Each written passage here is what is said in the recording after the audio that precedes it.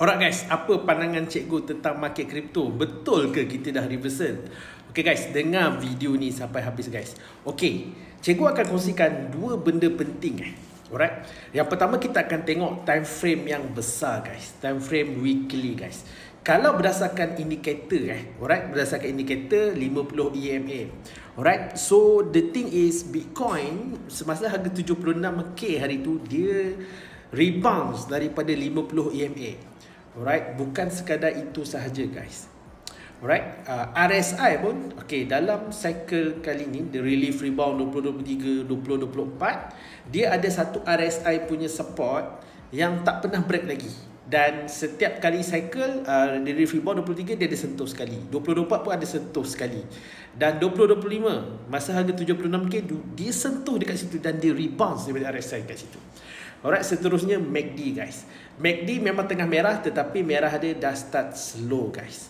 Dan yang terakhir guys, yang indikator yang selalu cikgu gunakan adalah stock RSI. So dalam stock RSI time frame weekly memang dia dah kat bawah oversold dan dia dah cross.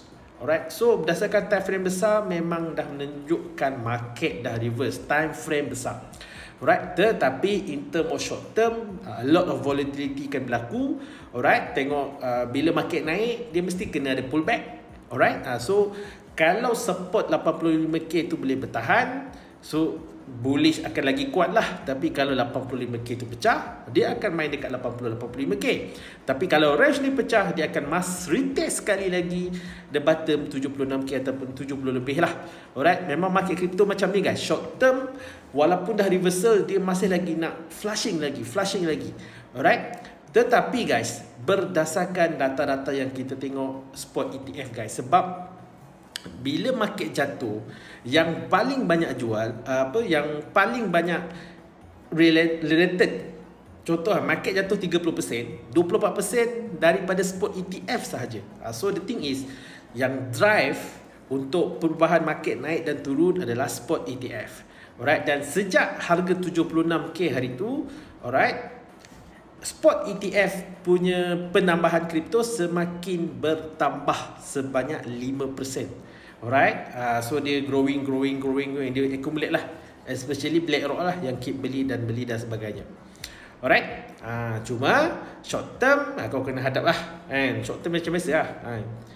Apa yang cikgu nak bagi tahu adalah berdasarkan data, market bulan 5 ni adalah kemungkinan besar akan berlaku parabolik dan paling tinggi sebelum kita akan berlaku sekali lagi correction pada bulan 3 guys. So guys, ambil peluang ni, siapa-siapa yang nak daftar crypto starter guys, klik link kat bio daftar crypto starter. Dan ini adalah promosi buy one free one, dan kau akan dapat ebook dan juga akan dapat coaching percuma guys.